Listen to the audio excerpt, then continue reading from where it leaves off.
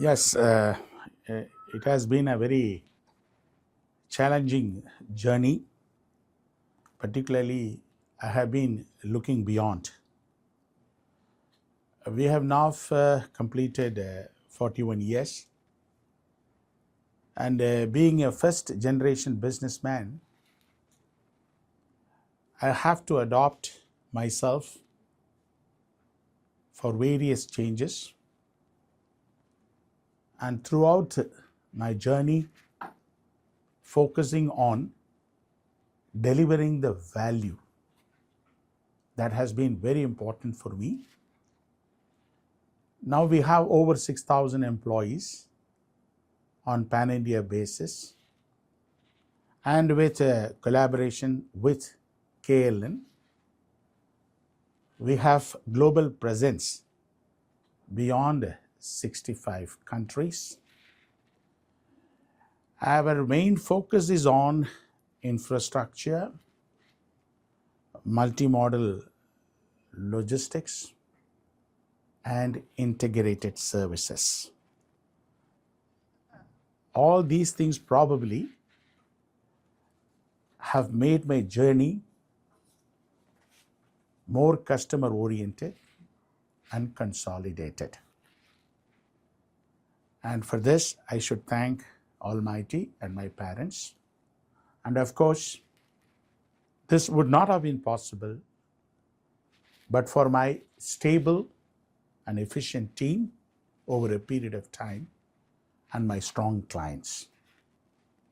Actually, it was quite unexpected. So we had the first collaboration, joint venture in 2016 with the Kerry Group. Kerry is also one of the biggest Asian logistics player. But recently, about a couple of years back, Sufung Express, SF Express, acquired majority in Kerry. So naturally, they had to change everything.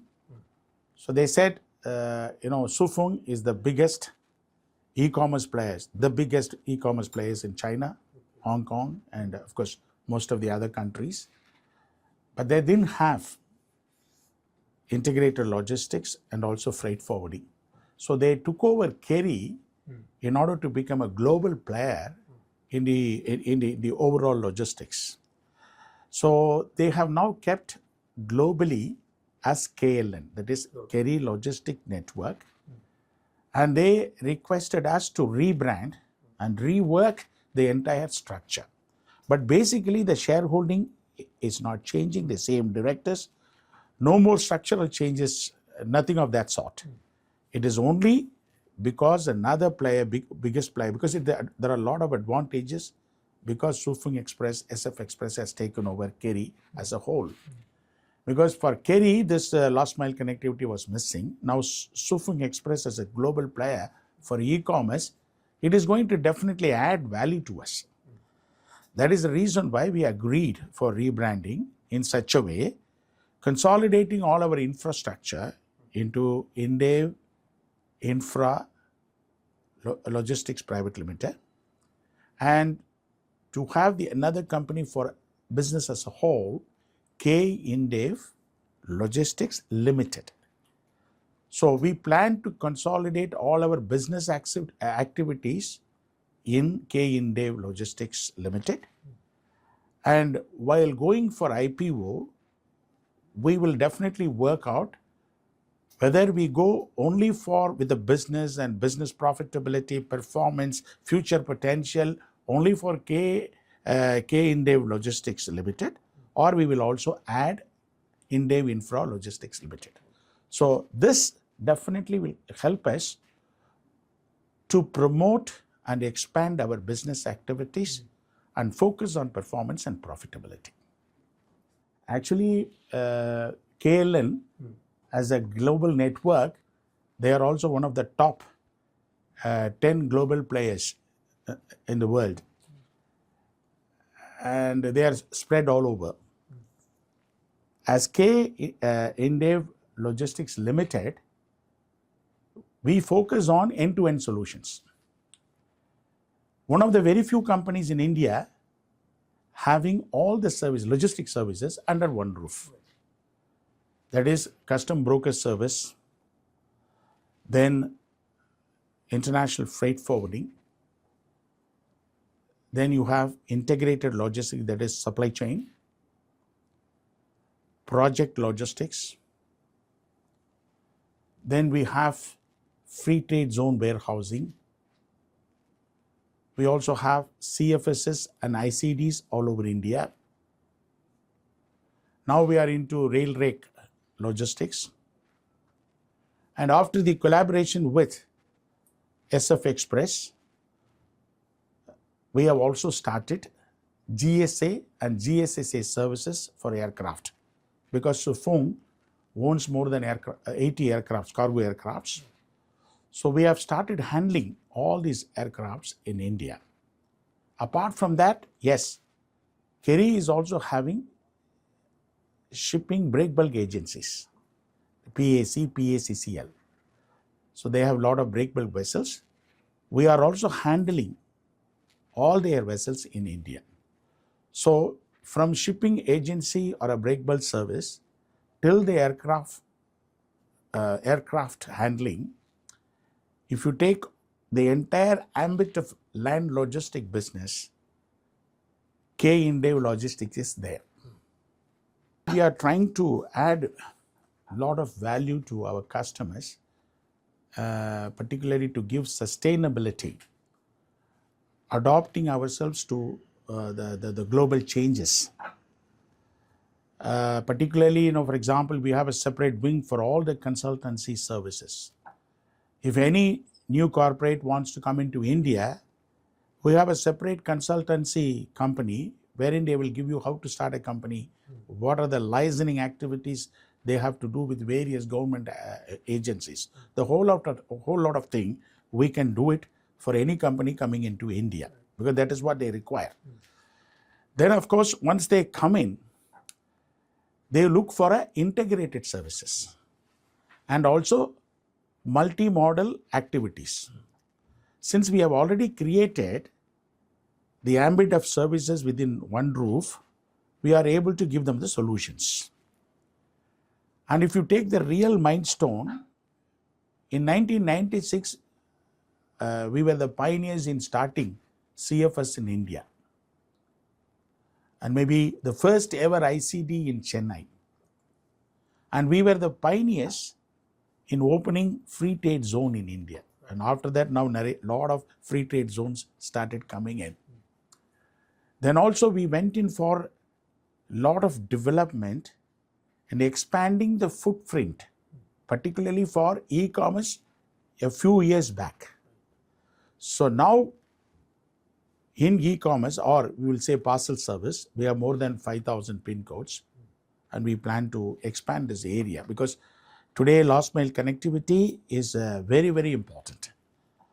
So hence, and also you should note that our company was the first private sector awarded by the International Customs Certificate of Merit. And I should be very proud to say we were the first ever company to have got the AUO certification way back. Then 2009, I started working on this AFS. By finally 2017 or so, I really opened up the first ever air freight station. We call it as a air cargo transshipment in India. Today, the government is talking so much about AFS. Even yesterday, we had discussions about how to open up this AFS. So initially, they gave me permission for imports. Now we are working on complete exports out of AFS. So it will definitely decongest the airport. As I envisaged in 1996, I was the first one to get permission for imports moving into CFS from the port. Those days, they allowed only exports to be handled. Then I would have traveled 10 times to Delhi to explain to them, a CFS cannot be only for exports.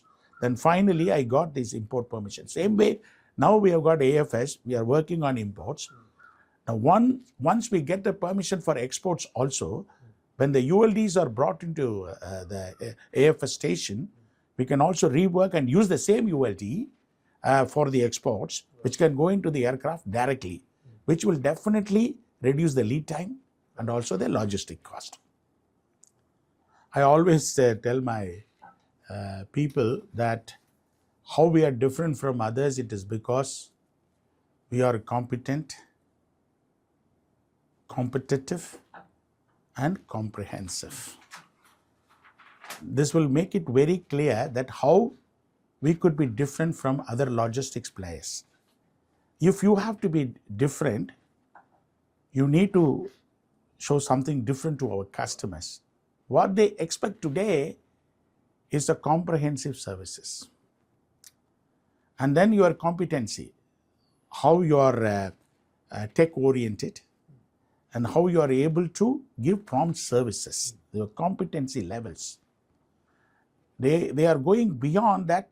They are looking for more information from our side. So that is why they have started calling us as partners. No longer they call us as their contractor or anybody. The concept changed completely. So they are looking for more and more innovative suggestions from us in order to ensure that they work on a just-in-time and they try to outsource all the activities so that they can focus on their core manufacturing or trading activity.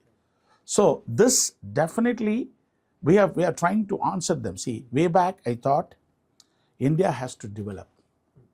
Because of it is demand, demography and democracy, as our Prime Minister had said. So this I envisaged 20 years back. That is the reason why in the opening, this thing I told you, how we are different, we have worked on end-to-end solutions. Unless you create end-to-end solutions, the key factor of reducing logistic cost and the lead time and to reducing the inventory cost will not work. So our USP is that going closer to the industries, giving them end-to-end solutions with innovative practices. See, today technology is very important because fortunately I have seen most conventional period in logistics and the medieval period, and I am seeing a digital period, maybe the advanced period. So I could realize the benefits, how it makes logistics more efficient. So we focus on flow of information from first mile to the last mile, which means it has to create auto reports and auto communication without having much of interference from the human beings. That is what our Prime Minister has worked out, some of the very good concepts like Make in India, Skill India and Digital India. If a country has to move forward, even Prime Minister has mentioned in the recent conference, in 2047, our country will become a developed country. If it has to happen, everywhere technology adoption has to take place or technology upgradation has to take place or innovation in technology will have to take place. So having said that, my son, Mr. Xavier Britto, has already joined, K-Indev, and he studied in London. His focus is more on digitalization. So they are now seriously working on creating a single platform, because there is no single platform. Because now if you take a software, you have separate software for CHA, then freight forwarding, then free trade zone. Everything is independent softwares. Today, they are seriously working. How far we are going to be successful, we don't know. If that is worked out, yes, it will reduce a lot of work and it will improve the whole system. So that is bringing the entire logistics activities on a single platform. Of course, you have now Internet of the Things, then machine learning, and also artificial intelligence. Now we have to combine all this technology strength, particularly machine learning. We have started using it to create a supply chain sustainability. That is very important. So if we are successful, that is going to be so. Technology, our company gives utmost importance because the volumes are increasing, not like before, and the demand from our customers are also increasing. So unless you have a robust technology or technological system with you, it's very difficult to grow. However big you are, however infrastructurally you're sound, or how good your team is, we need to give the tool. So I think the youngsters have started working on this. I hope in a couple of years we'll be successful, and seamless flow of cargo and the flow of information will be the order of the day. I would say there is a tremendous improvement in ease of doing and single window systems and so on. But I would like government to keep investing more on the digital platforms of customs. Particularly now if, we are into this faceless assessment, but still there are practical challenges. Sometimes it gets delayed, and that has to be definitely regularized. And I want definitely government to come out with some incentive schemes to make it more technology oriented. Today, if I want to adopt artificial intelligence, I have to spend a lot of money. See, in other countries, they are giving, incentivize the people to go for, much sharper technology. So government has to come in. Also, I would say that tax breaks have to be given for eco-friendly. Now we are talking about emission-free and so on. We would like to run all electric vehicles all over, but it's all costly, and maintenance is very high. So government has to come forward to think and give us a tax breaks. And those days itself, I used to talk to government about giving the huge machineries, tax breaks for getting into the bonded area or the CFSs. But it is now very important because we are into the green energy. We are talking so much about the green energy. Also this, yes, there are some fine tuning has to happen in the free trade zone warehousing. Like we call it a built to suit warehouse, it has to be more suitable to the, it should be more customer friendly. I had been giving representations for, connectivity to customs. Now they have made a lot of efforts because because it was under Commerce Ministry, whereas customs is under the Revenue Ministry or Finance Ministry. There was no proper direct connectivity with the customs, and now they have established it. But there are some teaching problems which we are trying to sort it out. But what I am trying to tell you is free trade zone concept is very important. It is getting popularized. See, because Prime Minister is talking about calling all the companies into India. So recently also we are discussing with a company. They don't want to establish a manufacturing immediately. They want to test their product. If any multinational, they want to test their product, free trade zone warehousing is the best solution. Right. Then as a unit holder, they can always open, and being a unit holder, they can hold the cargo because there are a lot of advantages in free trade zone warehousing, which is part of SEZ. So naturally, they can test the market and then come into India in a full-fledged manner, manufacturing or trading, whatever is possible. So there are certain procedural corrections are required. I think government is looking into it. And I also see that now government is focusing more on FTAs, free trade agreements, with the US tariff regime coming in. Already they have done it in May with the UK. Now I think anytime they will do it with the EU. And in any case, they have to do it with the USA. When we are doing this, then we need to correct certain the basics in order to cope up with the international system. So particularly I'm talking about, still there are delays. You talk about single window system. And of course, The government has come out with for the first time, the last 4 or 5 years, you would have seen a lot of reforms are taking place, like as you said, Gati Sakti, and then logistic policies to streamline and to bring in multi-modal structure into one system and so on. But that is to be really appreciated, because there are so many ministries have been combined and they are trying to work on this. But still there are delay. There could be some changes to avoid to get certain permissions without much delay.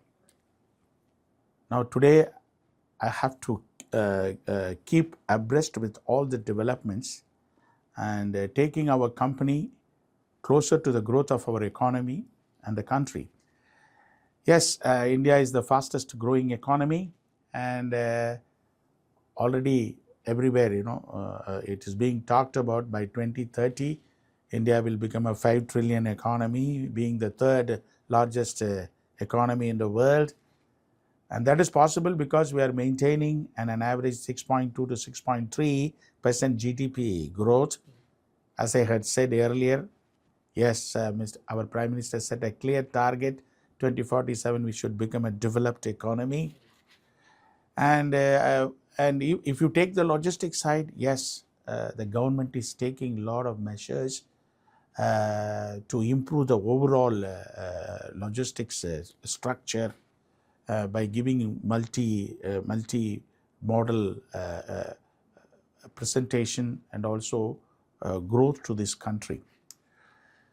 So having seen that, and of course, I have told you last 20 years we have been working on this, how to grow my company in such a way so that when the multinational coming into India will be in a position to experience the country's growth as well as the logistics growth. And logistics is being given so much of importance because year-on-year growth, it is expected almost 10%. Whether you take rail, whether you take a road, whether you take ocean or aviation, I could say all-around development, which means my company has to get equipped in all these areas. See, eliminating middlemen, we were talking about that. Unless you avoid subcontracting the services over a period of time, the logistic cost, as you know, is one of the highest in the world. India, even our ministers are talking about almost 13 to 14%, whereas the global average is 8 to 9%. So naturally, the impact of logistic cost on our GDP is also very high. So all the more it is important that they have to reduce the costing, which means there has to be all-around development. That is the reason why we established AFS to decongest the airport, not only to do the imports, but also to do the exports. Number two, we are also working on, because now government is interested in the development of 2-tier, 3-tier cities, to decentralize the industrialization, That is very important because then only we can, such a huge population, you have to give employment. For that, you need to completely decentralize. So for that, we are trying to work to create ICDs closer to the industrialized area so that their inventory management is done properly. So in this connection, now we have applied for ICD in Hosur, which is also becoming an important industrial belt, and we are waiting for the IMC. The number three, which is very important, because now India, the government is giving so much importance to the healthcare industries, pharmaceuticals, food products. We have also thought about creating cold chain, because that's also one important thing which we need to do it now, and we are really working on it, and this could really take care of the wastages. Then of course we are creating already, I told you we are the pioneers in free trade zone, and people have started experiencing the benefits of free trade zone, and having done it, we are the only free trade zone in Mundra. I went in and created because nobody was there. And so we created one in Chennai, now Mundra, and Mumbai is becoming very important. Most probably next year, we will open a state-of-art free trade zone facility, so that I'm trying to satisfy the South India with my Chennai in and around areas, and Mundra could satisfy the other area, which is also, Sanand, Gujarat, and, all these areas are industrial belts. And then our NCR region with Mumbai. If we could do that, probably I will bring in this concept so well, so that we can also find solutions for our customers, the upcoming customers in the future. And then, yes, we are also working on creating a talent pool. Our Prime Minister is talking about Skill India. My vision is to create a logistic university. We are already on the job because there is no structured syllabus for logistics. We are fully on the job to create the syllabus our team is working on. We are already having a joint venture with one of the leading management college in South India. So we are really experimenting that, because yes, there are diploma courses and logistic courses are there. Having spent 41 years in this industry, having known what are the requirements for the talent pool, and we need to gear up with a lot of practical orientation. Today, theoretical orientation will not help. So we are designing the syllabus in such a way, 50% practical, because we have end-to-end solution, all the activities under our roof. So we ourselves can give, whether you want to have a training in supply chain, freight forwarding, CHA, or a free trade zone, or e-commerce, anything we have. So 50% they have to gain experience in their practice, and then also theoretical. Theoretical, yes, what are the requirements of these subjects, and what are the humanities I can add. So a logistic player can also be a finance man. He can also be a HR person. He could also be a marketing person with a background of logistic subjects. So yes, I'm really working on this to create a graduation course under the university, logistic university, and also a post-graduation course with special insistence on innovations and research. How this country could be benefited, particularly today, I would say logistics landscape is so much expanded. If you want to study about logistics, you should know technology, you should know engineering, and you should also know finance and also the humanities. Otherwise, you cannot become a holistic logistic operator. And this industry need skilled professionals. Even today we are looking for, so everybody we are taking, we have to train them for 2 years, and then a lot of time is wasted, and even resources are wasted. So if you want to optimize, the resources, because, our government is talking about employment opportunities. I would say the employments will have to come more from education and also from health industry. The biggest one is logistic industry, because logistic industry involves everything today. As I told you, road, rail, everything. So I see a situation where this college produce talent for railways, for aviation, for port, and for land logistics, transportation, and for the e-commerce and so on. So if we can do it, because they have already estimated, we need another 10 years time, more than 1 million jobs to be filled. That is what they have estimated. We are working on this, a very important expansion off the track, which is connected also, which is my vision. We are on the mission. We should do that. And also now, the important expansion we are talking about is e-commerce. So the last mile connectivity, because that's where still India has to improve a lot, because this industry is going beyond 300 billion now. It has to go. So there is a lot of breadth of requirements. So we have already created more into parcel service, 5,000 pin codes. maybe our expansion could be 10,000 pin codes in 2 years' time. Ultimately, our expansion, in order to consolidate our expansion, looking for more investments in areas of logistics and so on, 2027, first quarter, we are planning for listing. And this will definitely give us a big breakthrough, additional funds, and we are already having plans for, because, for example, project imports. We are now specializing in project imports. We need a lot of hardware. So unless you have a hardware, because now countries, for example, recently we did a huge project for one of the biggest companies. They said, you do freight forwarding, do CHA, you do transport, everything. But you need to bring it to our factory, do every groundwork to install the machinery, bring all your cranes, everything. So it's all end-to-end has become like this.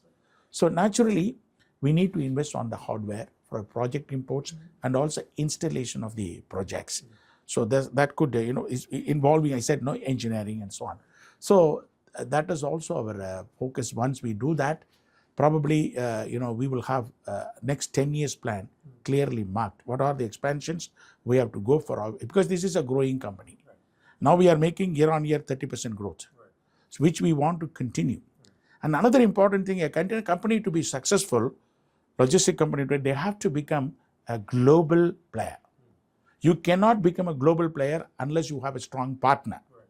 For me today, KLN, with the SFS coming in, both in aviation and both in air freight and sea freight, we are becoming very strong. So this has given a lot of confidence as to how we can go to the next level of increasing our strength and giving the kind of services which are required. So this is what we are on, and I'm sure that we are going in the right direction. I always believe more than the speed, the direction is important, which I have been following over a period of time. Though we face challenges, still we are able to manage. It is because our base, our foundation is strong. Actually, I have a passion in teaching because I started my career as an assistant professor. So it has been there in my blood, sir. Because my mother was a teacher for 35 years and my eldest brother is also a teacher even today. So it is there in our family. So that is why in my parents' name I started SMR Trust. We are having a school, and particularly for the underprivileged. I always have the concept of including the excluded. So there are many people are there to conduct schools and so on. Our schools, particularly, we don't look for the profit. And my wife is completely taking care of the schools, and she's very particular to empower the underprivileged. And that's why even our drivers, kids, all of them are studying and they are all doing very well, and they get the international education, quality education, and making sure that we produce quality students for more than 25 years now. So that is under the SMR Trust.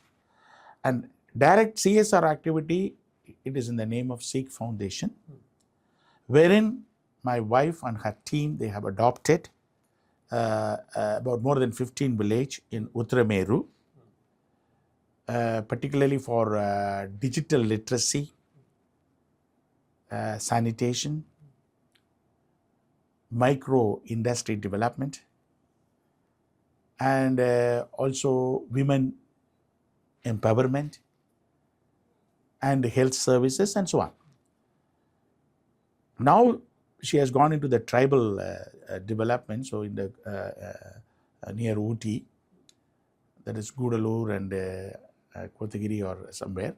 So there, I think for the tribal people, they are working on a lot of other benevolent activities. So whatever, actually, from nothing, I had the desire, but that will take me nowhere. I had made a decision that has taken me somewhere, but I always have the determination and I believe that will take me everywhere. With that, I see that everybody is talented. Only thing is they need a proper guidance. So my wife is doing, and they are also very good in sports and so on, and a lot of things. Apart from that, personally, I have gone into a lot of charity activities, particularly giving back to my alma mater. I studied in a small school in Devakote. I built recently buildings for starting their English medium school. And then I did my schooling in Dindikal St. Mary's. I put up a block because that school has a lot of poor children, poor boys coming in. So a lot of developments were required, modern facilities, which I had already done it. And then I did my graduation in St. Joseph's College. So in my name, they are now building a huge commerce block because I did my BCom with all the facilities and classroom. It's a big budget, but still I said I will do it. And I've already done, of course, it is also my pride and honor. Loyola has made a stadium after my name, Dr. Xavier Britto Stadium, in my LIBA, Loyola Institute of Business Administration. Now it's a digital auditorium. Most of the functions are happening. And also donated to the college where I did my MCom, and as assistant professor, they made a hall, So I think I tell all my friends that, when God is blessing us, we should be blessing for others. Whatever is best possible, we should give back to the society. So I have been giving back to my alma mater because, there are so many poor students are studying, and then they require a lot of such facilities, which I have been doing it. Apart from that, a lot of other things, charity activities are going on, and I'm very happy about it. Because I never thought when I started this company I could come to this level. Everybody is created with a purpose, So the purpose has been driving me. That has pushed me, and that has pushed me to the passion for logistics. Even today, I always tell my son that I don't have a retirement, because whoever is having passion and enjoy doing whatever they do, they will never retire. And for me, I still feel I have to go a long way. Let's go for the best. And it is important, we need to bother about India's global competitiveness.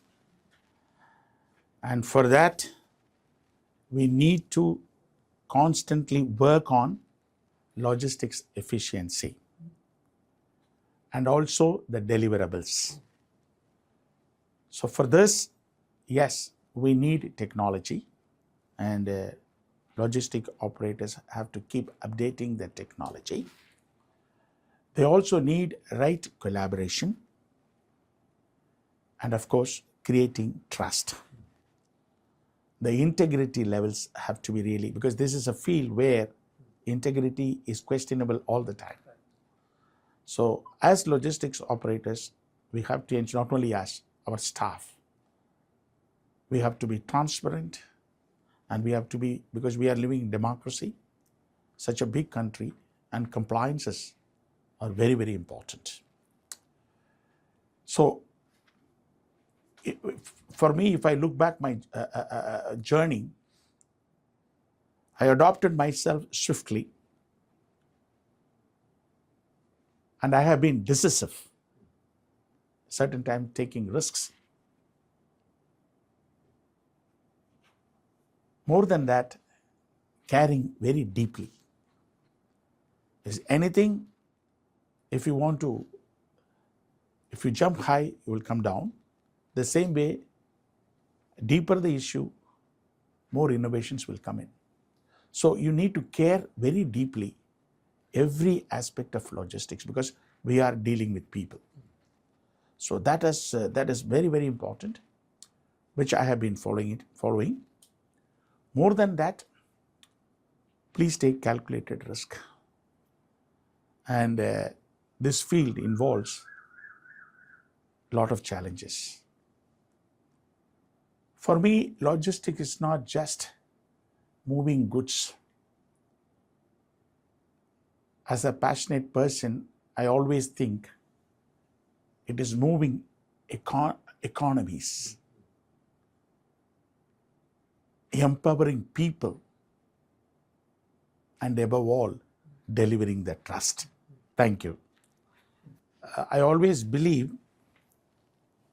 winners keep trying until they get it right. And I have basically, I believe in hard work, patience, and concentration, and self-belief, sir. These are my mantras, sir. That's all. Hard work, anybody who works very hard will have to reap the benefits. And sometimes for that you need patience. And what kind of attitude you have during the waiting time of the patients is very, very important. And more than that, we call it as focus, concentration. Sometimes, we get distracted, or we have to distance ourselves from distractions. Because there are many distractions. And the last thing, your self-belief.